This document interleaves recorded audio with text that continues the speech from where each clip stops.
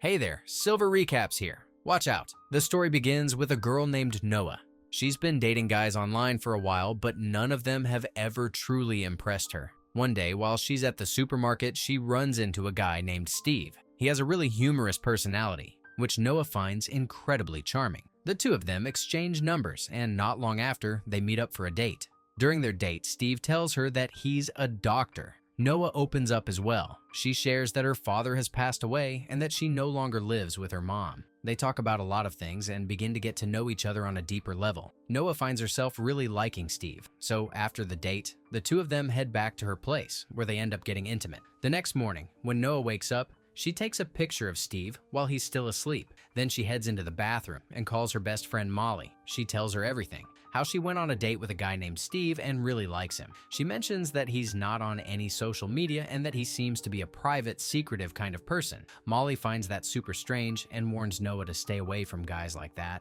But Noah doesn't really take her warning seriously. Instead, she sends Molly the photo she secretly took of Steve while he was sleeping. After that, they have breakfast together and even dance for a while. Everything feels perfect to Noah, like she's finally found everything she's ever wanted. Steve, too, seems genuinely happy. He then suggests they go on a secret trip together to a place called Cottage Grove. It's supposed to be a private getaway. Noah, excited by the idea, informs her friend Molly that she'll be heading off to Cottage Grove with Steve. Soon, the two arrive at the location. It's a very remote area with a single cottage in the middle of nowhere. They both enter the cottage, and Noah feels happy to be spending time with Steve in such a peaceful place. They start drinking together, and for a while, things seem perfectly normal. But shortly after having her drink, Noah suddenly loses consciousness. Steve, who's sitting right in front of her, doesn't react at all. It becomes very clear that he had planned this all along. His intentions were never good. When Noah regains consciousness, she finds herself tied to a bed. Steve stands in front of her. At first, she thinks he's playing some kind of twisted joke, but she quickly realizes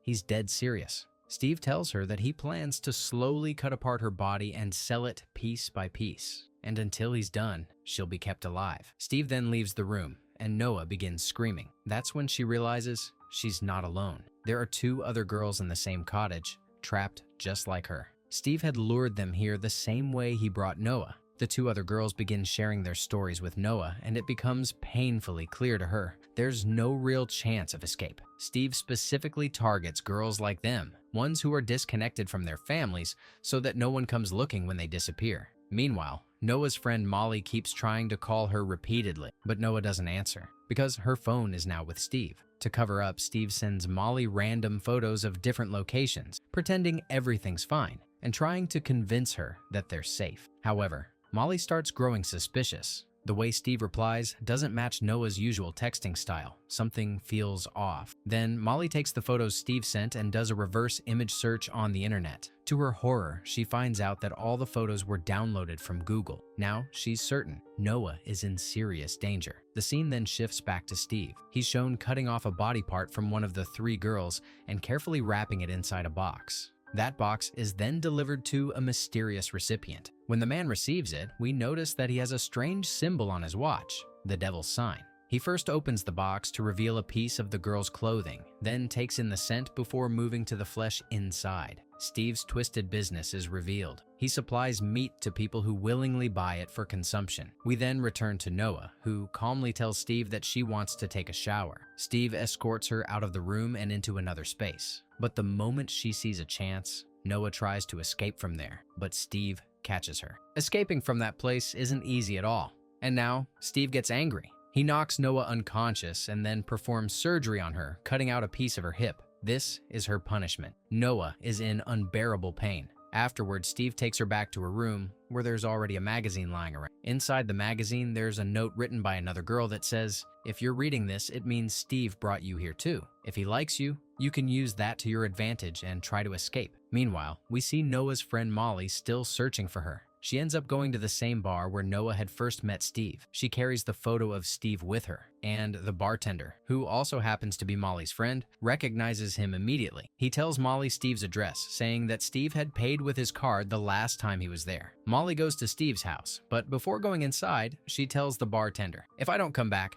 find me at this address." She enters the house and is met by Steve's wife. Molly asks her, "Where is your husband?" "He took my friend with him. and she hasn't come back. Steve's wife coldly denies everything and insists her husband could never do such a thing. But the two women go inside the house together. That's when Steve arrives. Molly directly asks him where her friend is. Steve flat out denies knowing her at all, but Molly knows he's lying. To expose the truth, she calls Noah's number, and Steve, who still has Noah's phone, hears it start ringing. He's been caught. His lie is now completely out in the open. But before Molly can do anything, Steve's wife hits her from behind, knocking her unconscious. That's when it becomes clear Steve's wife is in on it too. And now Steve grabs Molly and takes her down to the basement, where he has kept everyone locked up. He locks up Molly as well. After this, he goes to Noah. Noah talks to him in a way that makes it seem like she is also interested in the meat. Noah asks what it tastes like. Steve says he has never tasted anything better in his life. He starts to believe that Noah is getting interested in it too, and this makes Steve happy. Outside Steve's house, we see a devil symbol, which makes it clear that Steve and all the people who eat this meat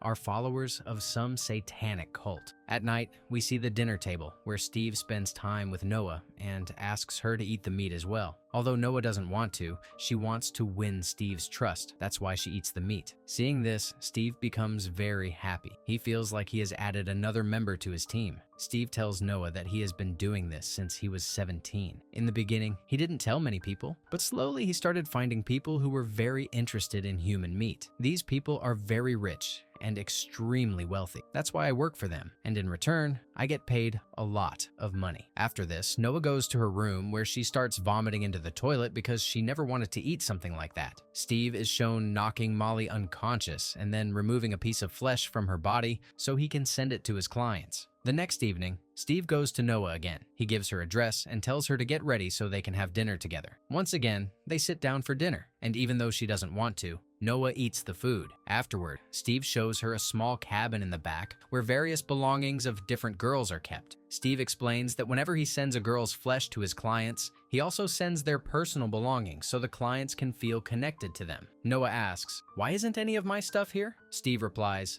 "Because I don't plan on killing you yet." But at that moment, Noah spots Molly's phone there. She realizes that Steve has captured Molly too. This breaks her heart, but at the moment she knows she can't do anything to help her friend. Steve has liked Noah from the very beginning. That's why he now starts getting intimate with her. When Noah sees an opportunity, she bites off a piece of Steve. Steve screams in pain. Then she attacks him and grabs the keys. She runs to the place where her friend Molly and another girl are being held. She frees Molly and the other girl, and they all escape together. Noah and Molly are with another girl who's missing one leg. So they decide to use the food lift in the kitchen to send that girl up first, while they take the stairs to escape. But just then, Steve shows up. He grabs the girl who was being lifted up. Noah and Molly immediately attack Steve and knock him to the ground. But Steve lunges at Noah again. At that moment, the girl with one leg wounds Steve, allowing Noah to break free. Now, all three of them team up and attack Steve. They begin biting him, just like he did to others. Now, for the first time, Steve feels the same pain he inflicted on his victims.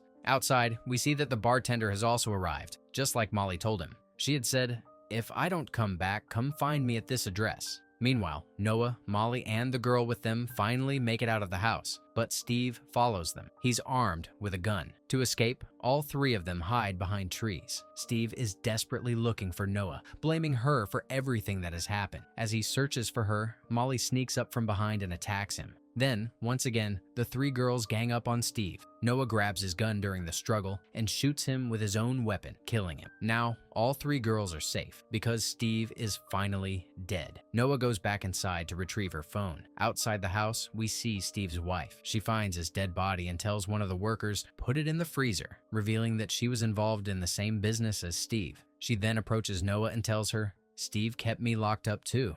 I was his victim." But in reality, she tries to attack Noah, planning to kill her. Just then, Molly shows up from behind and kills Steve's wife, saving Noah. This means they are now truly safe and finally free. And with that, the movie comes to an end.